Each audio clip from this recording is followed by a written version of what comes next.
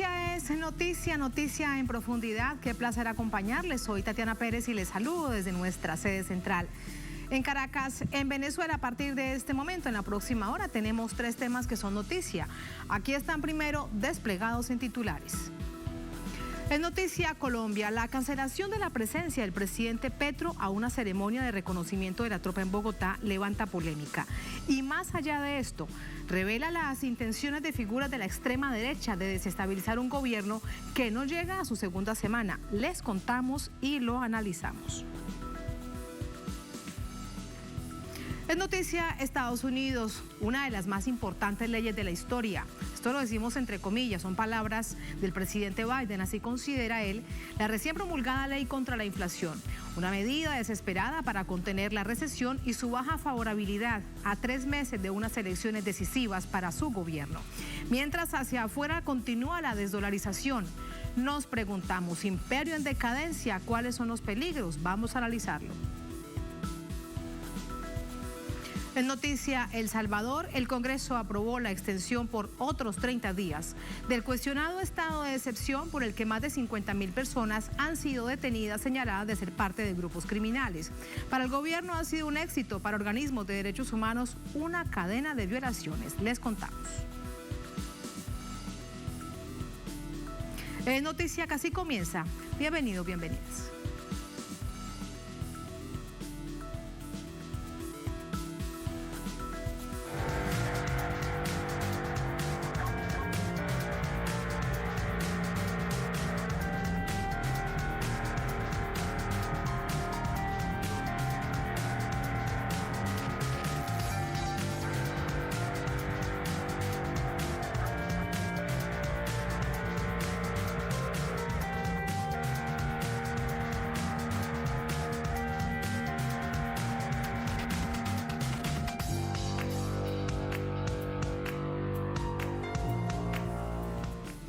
En Noticia Colombia, la asistencia del presidente Petro a un acto militar genera ruido político en sectores uribistas. Este miércoles el presidente sí asistió a un acto en un estratégico comando del ejército en el Meta, departamento del sur de Colombia, y allí rompió con una tradición. Les contamos. Para el martes a las 4:15 p.m. estaba programada la ceremonia de reconocimiento de las tropas en la Escuela Militar de Cadetes José María Córdoba, en Bogotá. En la Escuela Militar ya se encontraba el nuevo comandante de las Fuerzas Militares y otros altos mandos de la Fuerza Pública. 45 minutos antes de la hora prevista, la Presidencia de la República comunicó que el evento se cancelaba por reuniones urgentes privadas de gobierno. Fue pospuesta para el próximo sábado. También se canceló la posesión de los ministros de Justicia y de Ciencia, que se llevó a cabo este miércoles. Al ser abordado por la prensa sobre la razón de su ausencia, el presidente Gustavo Petro respondió profundo dolor de estómago. La respuesta para algunas figuras de la oposición uribista y de opinión pública fue interpretado como un desplante a las Fuerzas Armadas.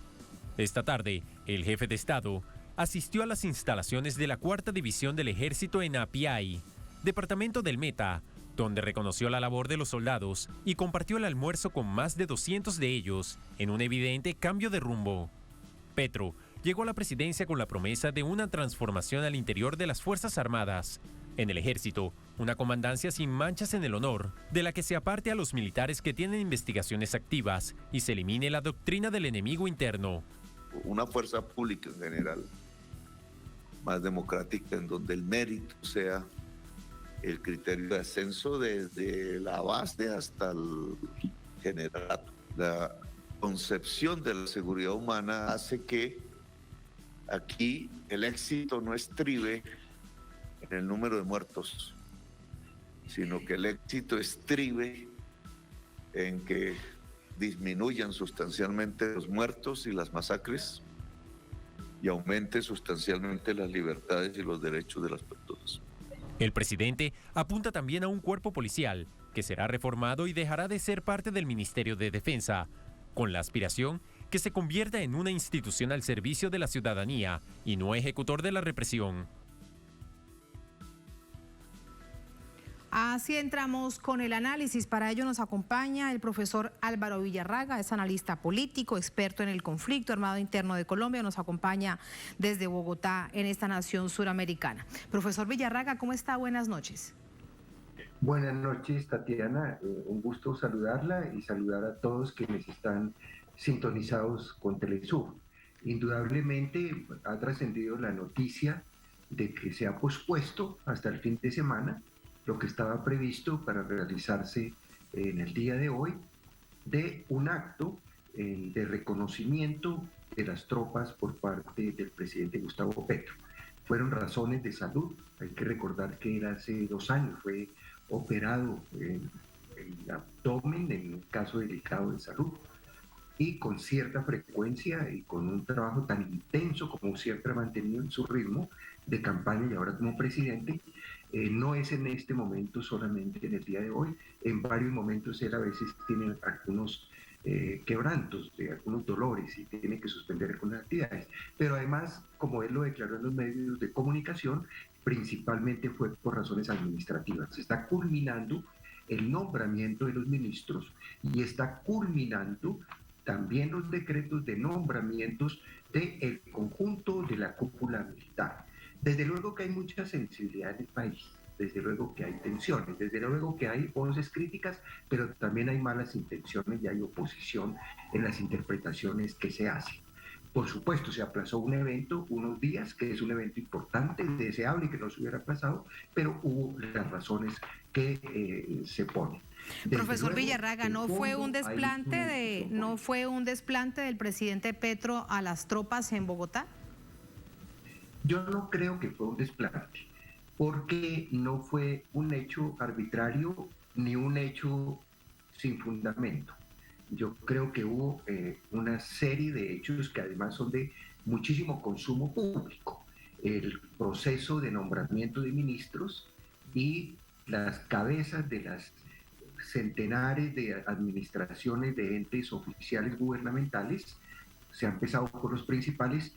Como es normal, es un proceso complejo, un proceso donde en algunos casos se han tenido que revisar todos los requisitos, etcétera, se han tenido en una ocasión que hacer una modificación de una persona designada, se han tenido que surtir de parte de procesos administrativos de ellos, y se cruzó y se tuvo que aplazar también la sesión de nombramiento de ministros. Curiosamente, no se ha armado un debate nacional porque se aplazó el nombramiento de los ministros. Y el mismo día, por las mismas circunstancias y en el mismo contexto, se aplazó el nombramiento es decir, no se había concluido el nombramiento de todos los integrantes de la cúpula militar y se aplaza este acto de reconocimiento.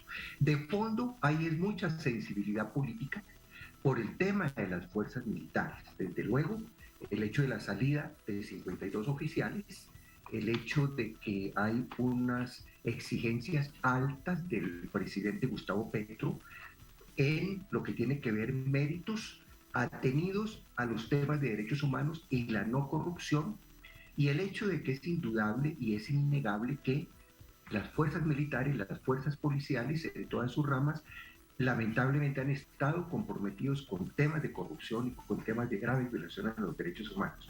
Los ascensos que se hicieron en el año 2020 llevaron a fuertes debates en el Congreso y a sectores en el momento de oposición a señalar que había algunos de los militares ascendidos, de miembros de fuerza pública, comprometidos con temas de violaciones sobre los derechos humanos o violaciones de corrupción, que no serán todos, pero hay casos. Sí, hay de hecho recuerdo, entonces, profesor Villarraga, lleva un debate claro, que sale recuerdo eso que usted dice del año 2020, no eran todos, pero sí la mayoría de los altos mandos militares que fueron a ascenso tenían vínculos y señalamientos, además investigaciones abiertas por casos de corrupción, pero sobre todo por casos de violación de derechos humanos, en particular por las llamadas ejecuciones extrajudiciales o falsos positivos. Ahora hay más de 50 altos mandos militares llamados a calificar servicios. Dentro del ejercicio de un nuevo gobierno, ¿esto es mucho, esto es poco, esto es normal?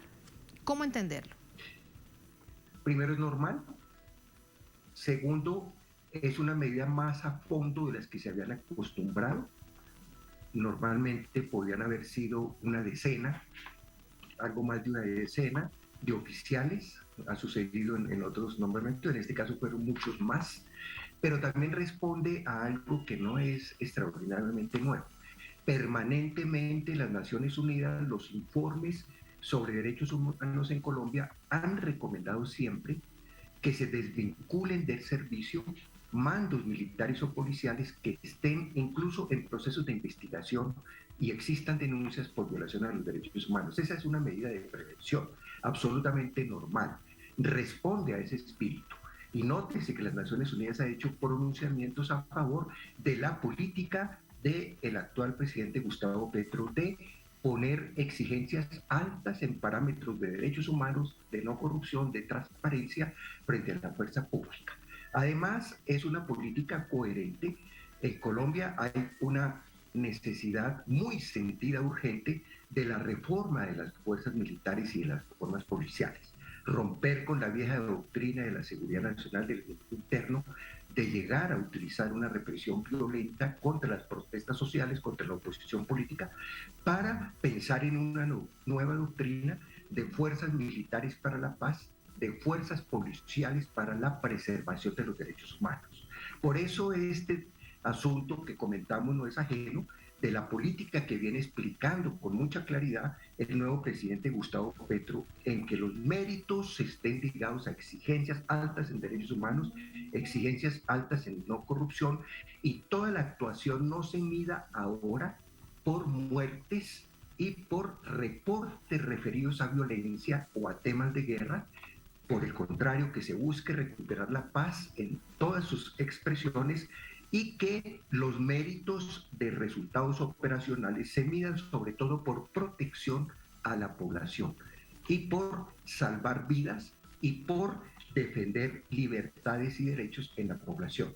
De manera que esto tiene una doctrina totalmente de política pública que viene en un desarrollo muy importante. Claro, una visión totalmente distinta a la conocida por décadas en Colombia, instalada de la denominada doctrina del enemigo interno. Es totalmente distinto pensar además en que podamos, como colombianos y colombianas, confiar en el ejército, en todas las instancias de las fuerzas militares y de la Policía Nacional. Pero en aras de esa confianza y desde una visión política, dentro de las propias fuerzas militares, profesor Villarraga, hay también distintos pensamientos. ¿Cuántos hasta este momento, a solo 15 días de haberse instalado el gobierno del presidente Petro, están, cree usted además, dispuestos a acompañarlos? ¿Cuántos se mantendrán con las banderas uribistas que los acompañaron durante 20 años y que hicieron además de ellos hacerlos ver como un suprapoder, donde además era lo que las fuerzas militares dijeran y punto? El actual gobierno nacional en Colombia está buscando recuperar la institucionalidad de las Fuerzas Armadas y de las Fuerzas Policiales dentro del precepto constitucional y legal de que son apolíticas. No pueden estar al servicio de un partido político en particular, deben estar al servicio del Estado, de sus autoridades y, por supuesto, de la comandancia general que se personifica desde el propio presidente de la República, que las dirige de manera general. En ese sentido, se trata de una ruptura con unas negativas y violatorias a la ley y a la Constitución, expresiones de politización. Hay que recordar que en la campaña electoral, el anterior comandante de las fuerzas militares intervino en política, inclusive atacó en su momento al candidato Gustavo Petro en un hecho que trascendió nacional e internacionalmente.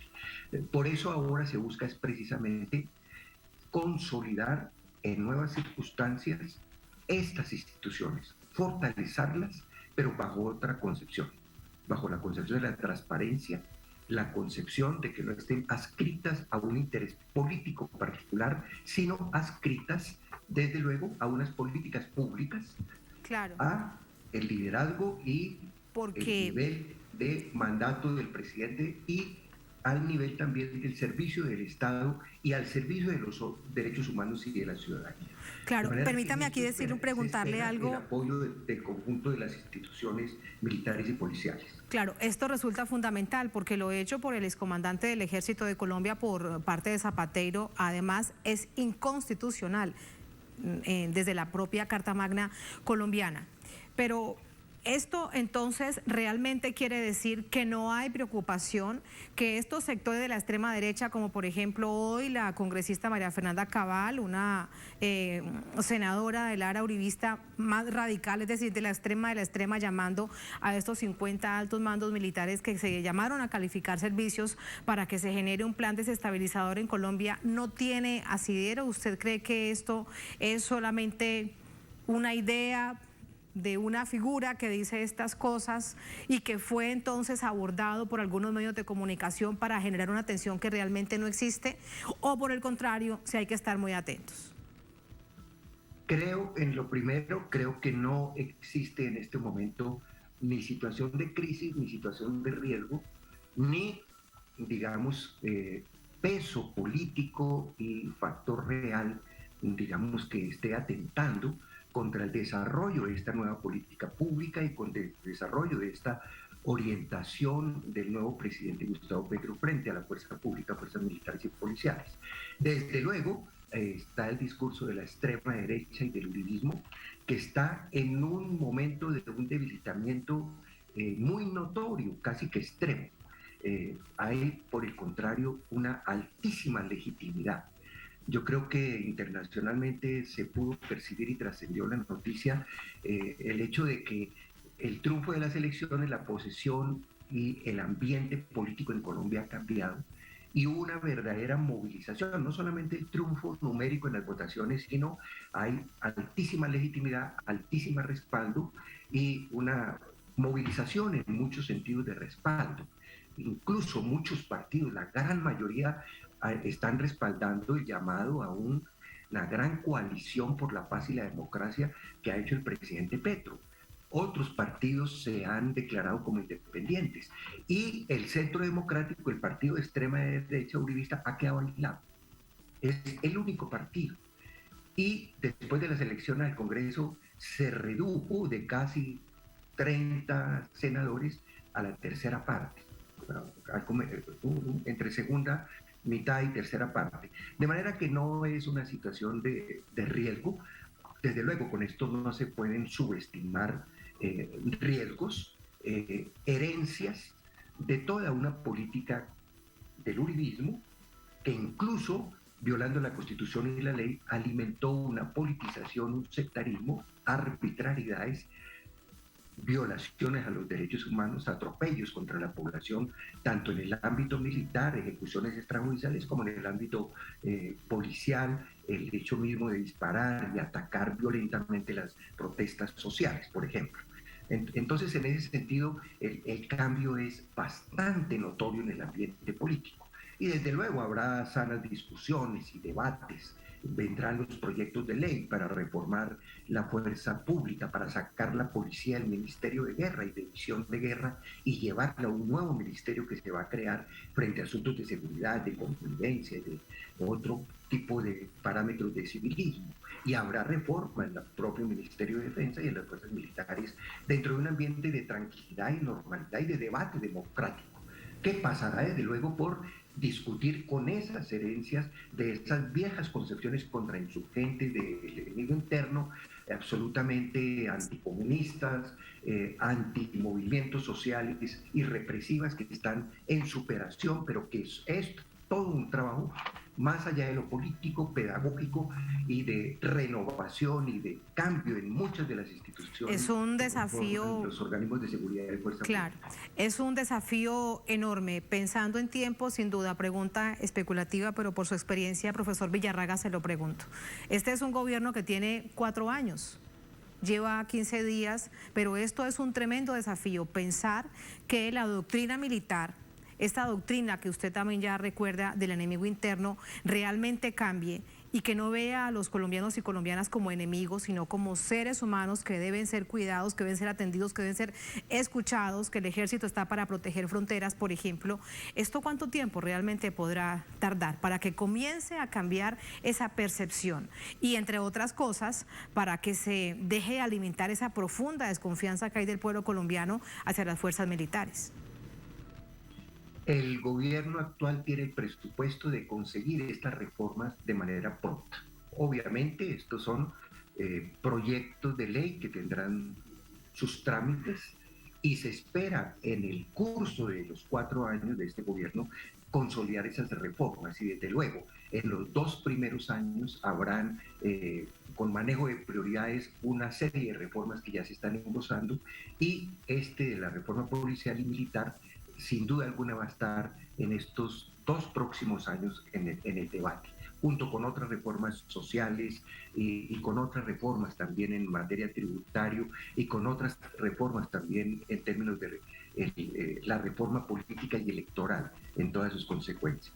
Es compleja la agenda, pero este es un tema de orden prioritario. Y más allá de la reforma legal, desde ya este cambio de doctrina empieza a surtirse. El nuevo ministro de Defensa, Iván Velázquez, es una persona muy fuerte en derechos humanos, muy fuerte en la lucha contra la corrupción, muy fuerte en acompañamiento de misiones de Naciones Unidas y muy fuerte en la defensa de derechos de las víctimas y de la lucha contra la impunidad y de recuperar la justicia. De manera que se cuenta con un ministro de altísimas calidades, de altísima legitimidad interna, internacional y ante los organismos intergubernamentales en esta materia. Más allá de las reformas, también de inmediato, desde luego, este cambio en la composición de las direcciones no es solamente un cambio de personas y numérico en la composición de los altos mandos, sino ya significa de por sí este tipo de nueva orientación que ya tiene plena vigencia como un proyecto de gobierno que se empieza a surtir en todas sus consecuencias.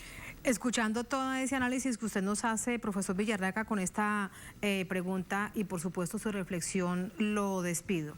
Cuando hablamos de los altos mandos militares con más de 20 años en una estrategia sistemática, por ejemplo, de asesinatos de civiles para hacerlos pasar como guerrilleros, como combatientes caídos en combate, ¿usted cree que se puede conseguir la hoja de vida de un coronel, de un mayor, de un general que no esté untado de esto, de ejecuciones extrajudiciales, que suman no esté manchada de sangre de colombianos inocentes?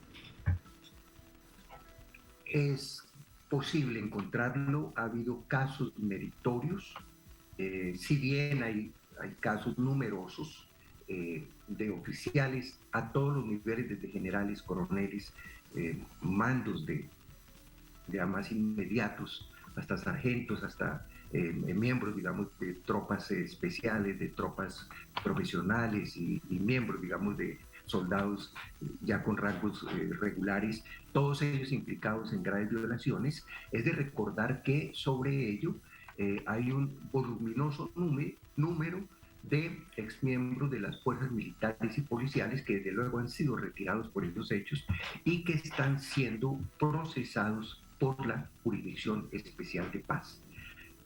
Producto del proceso de paz, esto tiene unos mecanismos transitorios, pero en tanto se resistan a reconocer la verdad, a pedir perdón a las víctimas y a hacer acciones de reparación, pasarán a procesos adversariales. Allá está el general Montoya, hay una serie de coroneles, y hay una serie de oficiales, y hay una serie de tropa implicado en esas investigaciones. Hay unos ojos muy pendientes de la Corte Penal Internacional, de los organismos de derechos humanos internacionales, y con autonomía la Jurisdicción Especial de Paz trata esa situación. Y desde luego no son todos los mandos militares ni todos los mandos policiales. Ese es el ejercicio que está haciendo el gobierno, como se dice popularmente, cortar por lo sano, es decir, tener unas cúpulas, unos mandos con unos méritos que se vayan consolidando. Por eso no es una tarea fácil. Eso explica por qué este celo y este deseo de no errar lleva al presidente a destituir 52 oficiales, no renovarlos dentro de la cúpula. Pero Colombia se plantea con este gobierno ese reto que usted plantea, que no sea este tipo de parámetros. Además, en términos políticos y de legitimidad, yo creo que la ciudadanía, el pueblo colombiano ya conoce las denuncias, conoce esas graves situaciones. Ha salido en estas semanas el informe de la Comisión de la Verdad para que ese tipo de delitos no se repitan y en ese sentido la población colombiana en su conjunto sea muy consciente que necesitamos unas fuerzas militares y policiales con personas comprometidas con los derechos humanos y no vinculadas a acciones violatorias en sus historiales, precisamente para que haya niveles de depuración, haya transparencia y haya con ello el cumplimiento en el fondo de los parámetros constitucionales legales garantistas frente a la propia población. Una tarea nada fácil. Gracias, profesor, por ese análisis. Muy buenas noches. Bueno, y a ustedes por ese gran interés en los hechos de nuestro país, en temas tan sensibles de la paz y la recuperación de los derechos humanos. Siempre, profesor. Y el nuevo gobierno y sus retos. Así es. Muchas gracias. Muy buenas noches. Adiós. Gracias. Buenas noches. Así vamos a la primera pausa en esta emisión de Es Noticia. Al volver en Noticia Estados Unidos, abrimos comillas, una de las más importantes leyes de la historia, cerramos comillas, así lo considera el presidente Biden, la recién promulgada ley contra la inflación.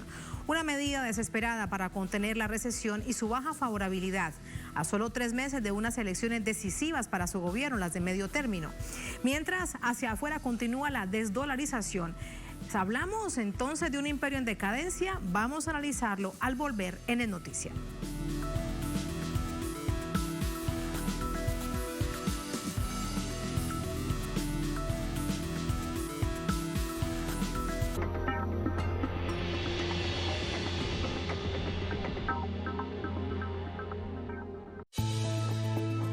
El mundo sintoniza a Telesur. Te lo digo yo, soy Aisa García desde México, porque Telesur siempre da más.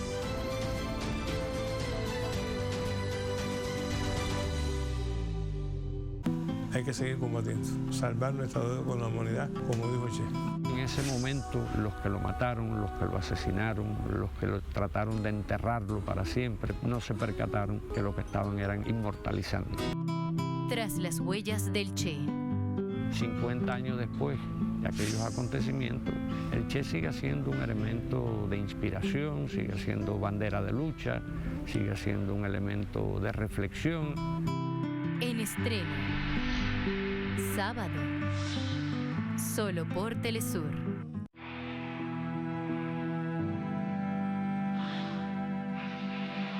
Cuando la patria está en peligro, todo está permitido, excepto no defenderla. 17 de agosto de 1850, fallece José de San Martín. Documentales Telesur presenta. Toda historia, como toda leyenda, tiene un comienzo. Y todos los mitos se sostienen en la verdad. No hay manera de tener una visión temporal de Juárez. Sobre Juárez hemos creado metáforas, pasajes, historias que nos han permitido dar dimensión política e histórica a su imagen. Porque Juárez es algo cercano que desconocemos. Benito y los Juárez. El viento a Juárez. Domingo. Solo por Telesur.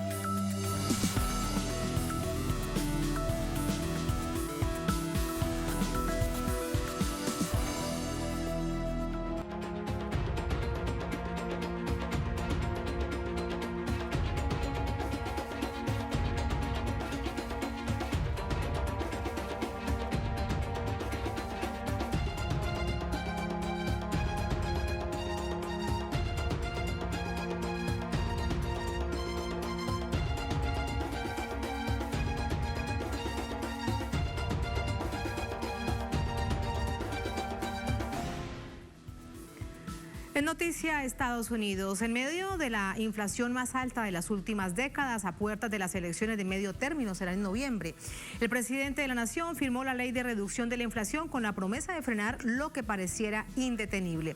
Según Joe Biden, se trata de una de las leyes más importantes de la historia. Vamos a verlo.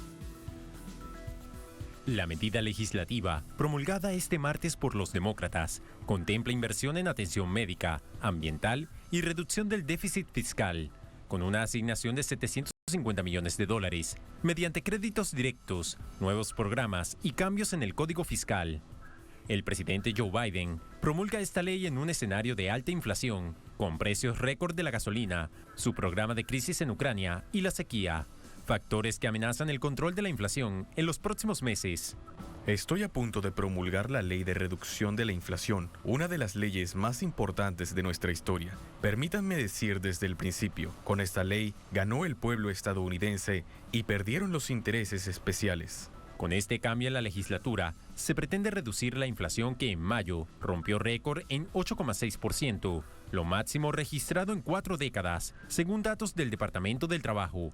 La acción incluye una inversión de $375 millones para combatir el cambio climático y limitar los costos de algunos medicamentos a $2,000 anuales para los asegurados del Estado. Además, la medida contempla nuevos impuestos a las grandes compañías y una mayor atención del Servicio de Impuestos Internos a los individuos y entidades con gran capacidad de dinero.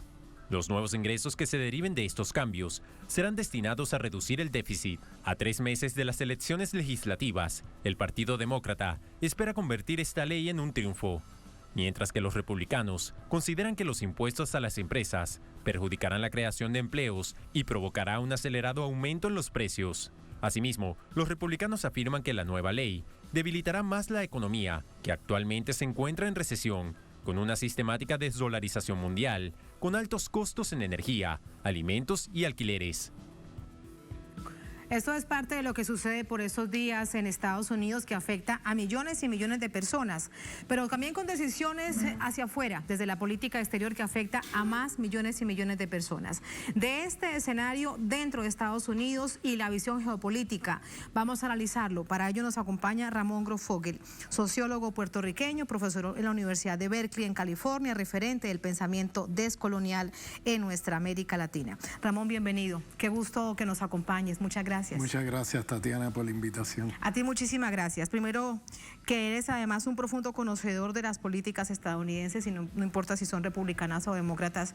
¿Qué opinas de este momento y de esto que el gobierno Biden promete para tratar de aliviar el bolsillo de la gente? Sí, bueno, estas son medidas paliativas de una crisis profunda que tiene ya varios años y que ya se pronostica que vamos a ver un colapso de los mercados financieros, va a haber un colapso, eso ya lo está diciendo hasta el mainstream de Wall Street, de que viene ese colapso y claro, la guerra de Ucrania lo que ha hecho es acelerar el proceso de colapso de la crisis. Entonces estamos hablando de una crisis financiera brutal. Estados Unidos entra en una gran depresión como la de los años 30 del siglo pasado, de la cual no se va a recuperar probablemente en décadas. Y ahora mismo estamos hablando de un imperio en decadencia. Entonces, estas son medidas paliativas de cara a las elecciones de noviembre. En realidad, estas medidas no van a resolver el problema de, no la inflación, la hiperinflación. Recordemos que Estados Unidos ha sido un experto de producir mecanismos de hiperinflación a gobiernos que ellos consideran enemigos, por medio de evaluar la moneda, como han hecho en Venezuela, han hecho en Irán, han hecho en muchos países del mundo desde hace mucho tiempo, desde el golpe de Estado a Allende en Chile. Ahora yo creo que ellos van a beber de esa píldora, porque ahora viene una hiperinflación para Europa y para los Estados Unidos que va a ser brutal, donde estas medidas realmente son de cara a una campaña electoral que la tienen perdida frente a los republicanos. Para el próximo noviembre, elecciones de medio término, ¿crees entonces que republicanos ganan las 2 cámaras? Porque ahora están los demócratas en poder de Cámara Baja. Sí, yo creo que ganan las 2 cámaras porque eso será muy grave para Biden, lo que le resta de su gobierno. Totalmente. Yo creo que Biden ha hecho políticas que van a contracorriente de la decadencia imperial a través de crear estos mecanismos, esta guerra en Ucrania, que está puesta en un documento de la RAND Corporation, que es un think tank del Pentágono y de la CIA en los Estados Unidos desde el 2019. Se llama Extending Russia, extendiendo a Rusia. Si usted lee ese documento, que está online, lo puede leer la gente, que lo googleen. Repítanoslo para que muchos lo lean y lo leamos bien. Russia, extendiendo a Rusia. Muy bien. Ese documento, si usted quiere ver el libreto de lo que estamos viviendo hoy con la guerra de Ucrania y todo esto que está sucediendo, ahí está el libreto de la película. Y está anunciado desde el 2019. Y esto es una política que llevan desde hace rato, porque ¿qué pasa? Un imperio en decadencia tiene que dar un golpe de Estado internacional para recuperar mercado. En Europa, Estados Unidos había perdido los mercados frente a Rusia, China, frente a otras potencias emergentes, y además los europeos mismos estaban, con un crecimiento económico que, por ejemplo, Alemania, una gran potencia con la cual Estados Unidos ya no compite. ¿Qué hicieron? A través de la guerra de Ucrania, que es una provocación americana, lo que han hecho los americanos, sin duda, es una cosa planificada, y por eso invito a leer ese documento, lo que han hecho es, a través del mecanismo de sanciones, sacar a las empresas rusas del mercado y ellos meter sus empresas allí, ahora vendiéndole a los europeos a precios de inflacionarios. Claro, y los europeos, no los millonarios, sino el pueblo es el que sufre, y de qué manera en todas partes de Europa, más en el sur europeo. Pero ¿qué le ha salido mal en esa apuesta de Estados Unidos? ¿Qué fue lo que le salió mal? Porque su objetivo es que le fuera muy bien. Sí, bueno, la apuesta de Estados Unidos es una apuesta desesperada. Es una apuesta de ver cómo sacar del medio a Rusia y ellos entonces recuperar el mercado europeo. ¿Cuál es el problema que se les viene encima? Bueno, que a través de las sanciones que le han hecho a Rusia, energéticas, acordemos que en la Unión Europea el 40% de las importaciones de la Unión Europea vienen de Rusia. Entonces, las empresas americanas vienen a ocupar ese territorio que ahora las empresas las han sacado con el cuento de las sanciones, pero ¿cuál es el boomerang, el efecto boomerang? Pues que lanzan esto y de momento tienen un problema hiperinflacionario, porque ahora los precios de la comida, los precios de las energías, todos los precios se disparan y entonces crean una situación de hiperinflación que lleva a una crisis profunda a tanto Europa como a los mismos Estados Unidos. Es como un efecto boomerang, ¿no? Y de eso no van a salir. Yo creo que estas medidas son puramente electoreras. Y que el gobierno, te pregunto, sí, aunque dicen que saben tanto, pues parece que no saben mucho como dicen que dicen. Y lo recuerdo además por Venezuela, porque esperaban que el gobierno de Venezuela, producto de todo el bloqueo criminal, no lograra resistir, y fue todo lo contrario. Claro. Pero volviendo al tema de Ucrania, es que lo recordé por esto que tú dices. Tenían pensado que les saliera mal, pero esto entonces les ha salido mal, y a Europa también. Y ahí va la pregunta: Europa, ¿por qué continúa siendo el arrodillado de Estados Unidos si les está saliendo tan mal? Se dan un tiro al pie, Ramón. Pues yo creo que ahí hay presiones militares, ahí hay presiones financieras, donde el gran capital financiero europeo de alguna manera se ha unido a Estados Unidos, está cruzado, y el tiro le sale por la culata, porque lo que va a pasar y lo que está pasando es que hay una hiperinflación que va a afectar la estabilidad política europea. Fíjense que estamos hablando ahora del ascenso de la extrema derecha a nivel electoral por toda Europa, pero además están financiando grupos nazis en Ucrania.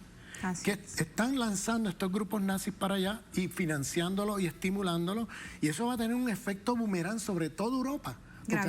Gravísimo, porque ahora esas redes nazis se fortalecen, están armadas, ahora están encontrando armas que supuestamente estaban en Ucrania, en París, en Rotterdam, en Londres, en diferentes lugares de Europa, porque hay un tráfico de armas organizado por esas redes neonazis, y eso va a tener un efecto boomerang porque va a llevar a Europa a la extrema derecha, pero de una manera brutal, como que se repite un poco la historia. Recordemos que en los años 30 del siglo pasado la hiperinflación produjo el nazismo, y ahora que encima de que están produciendo hiperinflación están apoyando a los nazis, cosa que no te dicen en la prensa, eso va a tener un efecto boomerang impresionante en toda Europa. Aunque no, fíjate que no está el titular de apoyan a los nazis, pero sí les dan visibilidad y tratan de darles legitimidad, Ramón. Sí, eso es un descaro. La propia prensa europea. La propia prensa europea. Están dándole visibilidad a esto, esta es la misma estrategia que hicieron en Afganistán.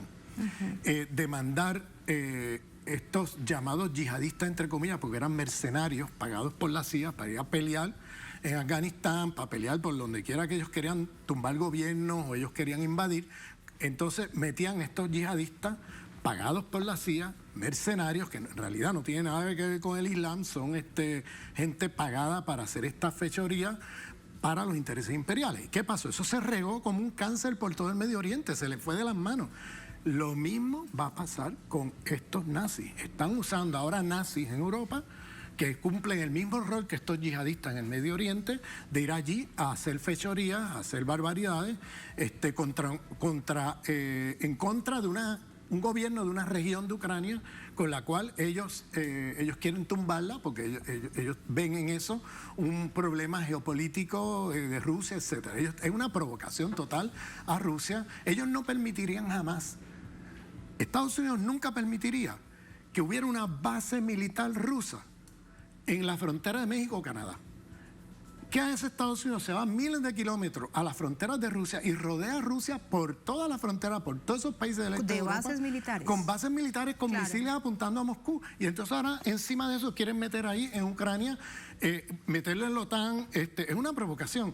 Con nazis en el poder que están exterminando, una guerra de exterminio, de genocidio, desde hace 8 años. La guerra no empezó ahora. La guerra empezó hace 8 años con estos, yo llamo los yihadistas nazis, que han metido allí a exterminar poblaciones ucranianas de origen ruso.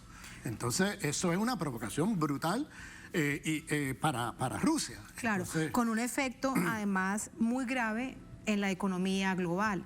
Y además de alimentación, mira por ejemplo el tema de los granos para África, pero también para varios países de América Latina. Exacto. Y sobre América Latina quiero preguntarte, cuando hablamos y nos dices es que hay un imperio en decadencia, ¿qué significará esto para América Latina? ¿Más peligro, más intentos de golpe, más intentos de desestabilización? Y a esto, además, en un momento tan interesante que está viviendo nuestra América Latina, que retoma aires progresistas. Sí. Estados Unidos ha perdido las guerras del Medio Oriente. Estados Unidos ha perdido la competencia económica en África frente a China. Estados Unidos ha perdido, ya ni te hablo de Asia, en Asia ha perdido toda la posibilidad de competir económicamente frente a China, frente a la India, frente a otros poderes Pequeño emergentes. paréntesis para no desviarnos tanto, de allí las intenciones en Taiwán. Por supuesto, porque el próximo objetivo después de Rusia va a ser China. Va a ser China. Entonces, Estados Unidos ha perdido los mercados allá. Entonces, ¿qué le queda a Estados Unidos? América Latina. Entonces, yo vengo anunciando hace rato de que esto se va a intensificar. O sea, en otras palabras, aquí la embestida imperialista en América Latina, yo creo que se va a intensificar, porque ellos no pueden dejar perder lo único que les queda, que es América Latina. Y ahora mismo, cuando miras la balanza comercial de muchos países en América Latina, incluyendo un país como Chile, que es un país totalmente entregado a la política exterior de Washington,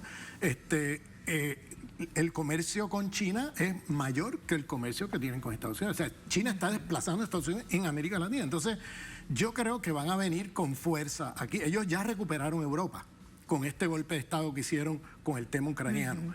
Sí, ahora, en política exterior tienen sometido a Europa. Lo tienen sometido. Ahora Europa se ha convertido en un protectorado colonial. Se ha puertorriqueñizado Europa. Bien, Europa es ahora un protectorado colonial de los Estados Unidos. Lo controlan militarmente, políticamente, económicamente, un control total. Y ahora que recuperan el mercado y la dominación estadounidense en Europa, sacando a los chinos, sacando a los rusos, pues acuérdense que esa guerra con Rusia no es solamente que sacan del mercado las empresas rusas y las reemplazan con empresas americanas en Europa, sino que también toda la ruta de la seda venía vía territorio a la Federación Rusa. Entonces ya cortan también a Europa de la ruta de la seda con China. Sí. Entonces es una jugada, un jaque mate que hace Estados Unidos ahí para recuperar Europa. ¿Qué les queda ahora? Recuperar América Latina. Ese es el próximo paso. Y entonces, fíjense cómo se está intensificando por toda la región la presencia militar de Estados Unidos.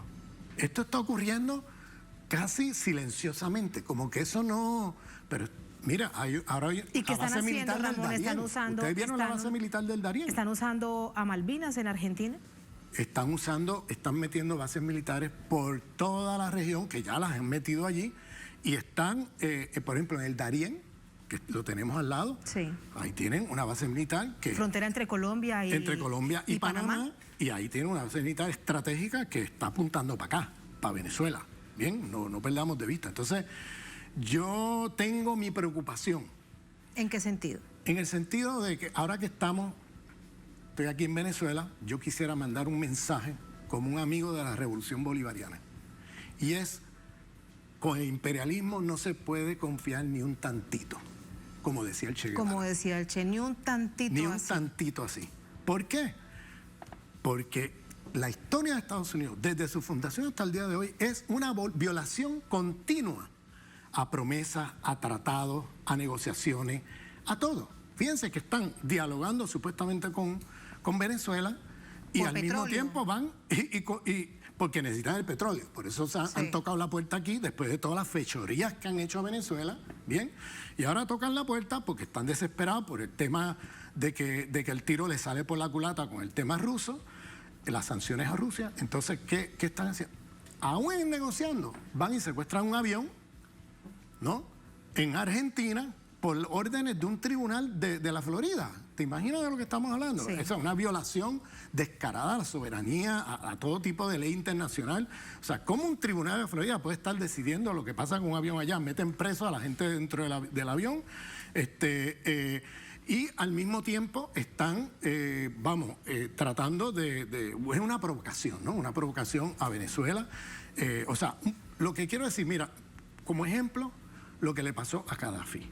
Gaddafi creyó, equivocadamente, pero él honestamente creía que el imperialismo es un tema económico y ya. Y pensaba, mira, si le doy unos pozos de petróleo aquí a estas transnacionales europeas, americanas, me van a dejar quieto. Y no. Pues no, invadieron y lo mataron. Invadieron y lo mataron. O sea, lo que quiero decir con esto es, no se puede confiar. Yo no digo que no se dialogue o no se trate de negociar, pero no se puede ahí pensar que esa va a ser la solución y que Estados Unidos ahora se va a cruzar de brazos porque ahora necesitan petróleo y se hizo una negociación como esa. No, van a ir tras el gobierno bolivariano y la revolución bolivariana a como dé lugar. Tienen que recuperar la región entera frente a lo que han perdido en el resto del mundo. Y que caiga la revolución bolivariana es para ellos fundamental, buscar cómo esto se caiga. ¿Por qué? Porque la revolución bolivariana es el faro para América Latina. Exactamente, y es el muro de contención. Claro, y es el muro de contención del imperio. Ramón, estamos a punto de despedir, pero ¿no será que ya entendieron después de todos los intentos de golpe de Estado a través de Colombia, los puentes, Operación Gedeón, intentos de magnicidio, bloqueo criminal, hacer sufrir a madres y niños por falta de comida, de leche, de pañales, todo lo que le han hecho a este pueblo tan sufrido, que ha sido tan resiliente? ¿No será que ya entendieron que no van a poder? No. Ellos no entienden. El imperialismo, mira, si tú miras la historia de Estados Unidos, hacen un tratado con los indígenas, miren la historia, hacen tratado y unos años después van y violan los tratados. Lo han hecho toda la vida, hasta el día de hoy. No se le puede tomar la palabra. Mira lo que hicieron con Rusia. Le prometieron que no le iban a rodear de bases militares en los años 90 y mira lo que hicieron. Le han rodeado con la OTAN todo el país con bases militares apuntando con misiles a Moscú. O sea, no perdamos de vista, no seamos ingenuos. No perdamos de vista que la historia de ese imperio es una historia nefasta y que ahora tienen necesidad, por la crisis que tienen de hiperinflación energética, de negociar con Venezuela para obtener petróleo, pero eso no quiere decir que van a bajar las armas contra la revolución bolivariana. No pequemos de ingenuidad. Mira lo que le pasó a Gaddafi. Es un buen ejemplo a tener en cuenta y en mente para que cualquier negociación que se haga hay que tener la alerta en todo momento y no confiar que porque se hizo esa negociación y ellos dependen del petróleo, que ahora van a un poco tomar distancia de todas las fechorías que han hecho contra Venezuela. Mira, con la necesidad de mirar la fechoría que están haciendo con el tema del avión y mira la fechoría que están haciendo con el tema del oro en el Banco de Inglaterra. No, bueno, ejemplos sobre el robo de los recursos de los y las venezolanas, claro, es y el enorme. Caso de Alex Saab, ¿no? Además, sí, de CID como monómeros en Colombia. Bueno, sí, es una cosa que no para, esa gente no para. Entonces tenemos que tener el ojo puesto en que, se negocia, se dialoga, pero siempre alerta y sin caer en ingenuidades y sin pensar que ahora se resolvió esto porque se dieron cuenta de no sé qué. Esa gente no va a parar, ¿bien? Y se lo dice un puertorriqueño que viene de una colonia de los Estados Unidos y que conocemos esa historia, pero bueno. Pero muy bien, y que además los acompañamos y los abrazamos. Ramón, gracias. Gracias por tu análisis, muy interesante y todo a tenerlo en cuenta. Muchas gracias. Bienvenido siempre. Gracias. Gracias. Así vamos a la última pausa en esta emisión de Es Noticia. Al volver en Noticia El Salvador, el Congreso aprobó la extensión por otros 30 días del cuestionado estado de excepción por el que más de 50.000 personas han sido detenidas, señaladas todas de ser parte de grupos criminales. Para el gobierno ha sido un éxito, para organismos de derechos humanos una cadena de violaciones. Les contamos al volver en Es Noticia.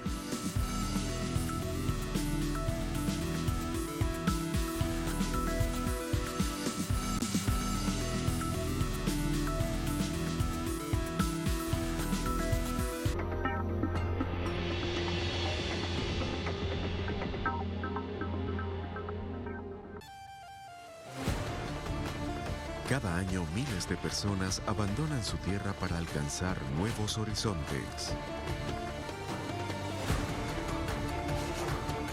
Una realidad de pueblos que luchan por su libertad. Conoce las diversas causas de quienes viven entre fronteras. Jueves, solo por Telesur.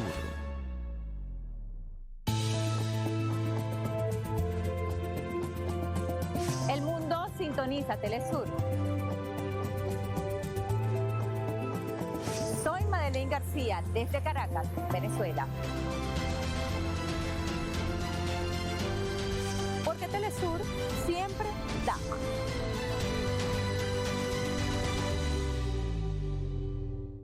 Hay que seguir combatiendo, salvar nuestra deuda con la humanidad, como dijo Che.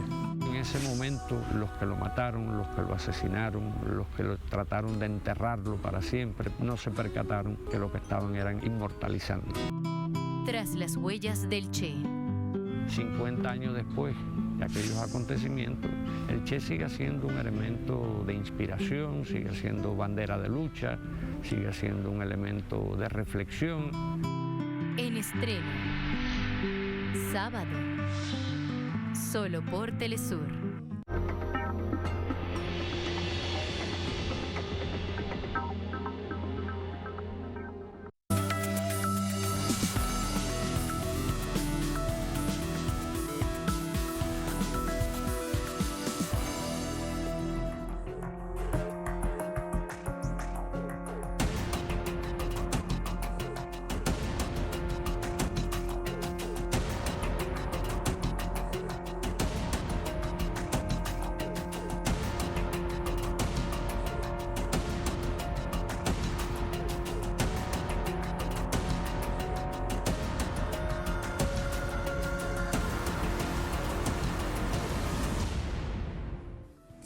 En noticia El Salvador, la Asamblea Legislativa aprobó la quinta prórroga del estado de excepción por petición del Ejecutivo, el presidente Bukele, para continuar con lo que denominan limpiar de pandillas el país. Según el gobierno, los resultados son extraordinarios, ya que se ha reducido el número de homicidios. Sin embargo, organizaciones y familiares de personas detenidas protestan continuamente por denuncias de violación de derechos humanos por parte de fuerzas del Estado. Vamos a verlo. La Asamblea Legislativa de El Salvador aprobó este martes la quinta prórroga del estado de excepción, vigente desde finales de marzo, tras una escalada de homicidios vinculadas a grupos pandilleros en el país centroamericano. La prórroga a la medida fue aprobada por 66 votos de los 84 diputados que forman el órgano legislativo, dominado principalmente por el oficialismo. Al igual que en las anteriores ampliaciones, los legisladores prorrogaron el estado de excepción pocas horas después de que el ministro de Seguridad salvadoreño, Gustavo Villatoro, presentara la solicitud ante el Consejo de Ministros. La presidencia salvadoreña informó que 50.000 supuestos pandilleros han sido capturados bajo el régimen de excepción, que el gobierno ha denominado guerra contra las pandillas. La ampliación del estado de excepción fue aprobada sin un debate previo, a pesar de las denuncias de grupos sociales y organizaciones defensoras de los derechos humanos sobre las numerosas detenciones arbitrarias cometidas por las fuerzas policiales. El régimen de excepción está vigente en El Salvador desde el pasado 27 de marzo contra todos los cuestionamientos de organismos de la sociedad civil, de defensa de los derechos humanos y de organizaciones internacionales que han observado en el gobierno de Bukele como uno de los países que se enrumba a un régimen totalitario y dictatorial. Este martes, un grupo de familiares de personas detenidas protestó y pidió que la medida no sea ampliada. Además, exigieron la liberación de sus parientes arrestados, según ellos, arbitrariamente. De acuerdo con el Observatorio Universitario de Derechos Humanos de la Universidad de El Salvador, durante los primeros 100 días del estado de excepción, se reportaron 291 casos de detenciones arbitrarias y 1.941 casos de detenciones ilegales, cifras cuestionadas por la Procuraduría General de la República, sin presentar informes con datos oficiales. El Estado salvadoreño reconoció en un informe enviado a la Oficina del Alto Comisionado de las Naciones Unidas para los Derechos Humanos que se ha registrado la muerte de personas detenidas, sin precisar la cifra. Más información a esta hora desde la capital de esta nación centroamericana, San Salvador, con nuestro corresponsal Roberto Hugo Presa. Hola Roberto, buenas noches, adelante. Gracias Tatiana, buenas noches, saludos para ti, para la audiencia en todo el mundo que está sintonizando Telesur. Ya lo decías tú y lo decía la nota. Prácticamente durante medio año los salvadoreños están siendo sometidos a vivir bajo un régimen de excepción. Un estado de excepción que limita derechos constitucionales como el derecho a la reunión, a la expresión misma, así como también viola la secretividad de la correspondencia. Pueden las autoridades escuchar tu conversación telefónica si así lo estiman, y además amplía de 72 horas, que era el plazo de detención provisional, a 15 días ahora. Hay otra cuestión sumamente preocupante también, de acuerdo a denuncias que han revelado organizaciones de derechos humanos, y es que no se está aplicando, según estas denuncias, una verdadera justicia. ¿Por qué? Porque se están haciendo audiencias masivas en los tribunales. No hay, debido a los miles de arrestos que se están dando, no hay un proceso individual, sino que son condenados, son procesados en grupo. Y esta situación, de acuerdo a organismos de derechos humanos, está violentando el derecho a la justicia y a la presunción de inocencia.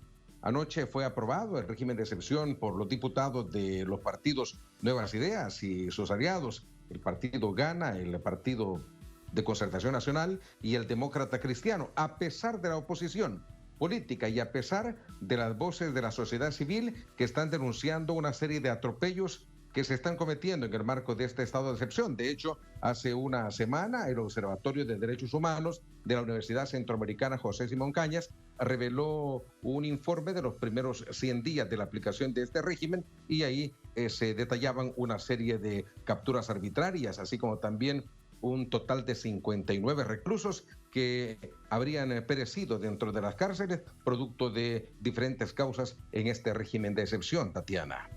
Para despedirte brevemente, sobre esto último que nos dices, quiero preguntarte si hay más información. ¿Cómo es que mueren casi 60 personas detenidas dentro de las cárceles y el gobierno no entrega las cifras oficiales ni da información específica a sus familias de cómo es que murieron? De hecho, lo que se denuncia es que murieron producto de torturas, pero las investigaciones, ¿qué dicen, Hugo? Bueno, son investigaciones de estas organizaciones que velan por el respeto de los derechos humanos, que dicen que habrían tres causas. Una, que habrían perecido por torturas, por golpizas propinadas por los custodios de centros penales. Otros muertos que habrían perecido también por riñas internas entre los mismos reos. Y una tercera causa sería que no se aplicó una verdadera, no se les dio un medicamento apropiado, especialmente a personas que padecen de enfermedades crónicas, o sea, no se brindó una atención médica debida. Mucha gente ha denunciado que hay personas que padecen enfermedades crónicas y que no se les ha permitido el acceso a los medicamentos. Serían esas tres las causas. Sin embargo, el gobierno oficialmente no ha informado nada.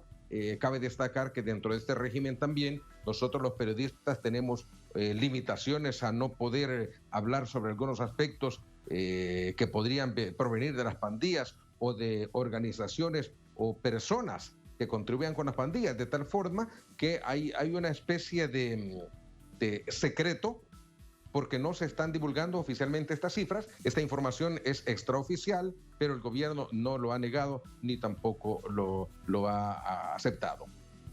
Allí la situación, este es el panorama. Gracias, Hugo. Muy buenas noches. Buenas noches, Tatiana. Buenas noches. Buenas noches para todos y todas. Nos encontramos mañana. Hasta entonces, sigan con nosotros.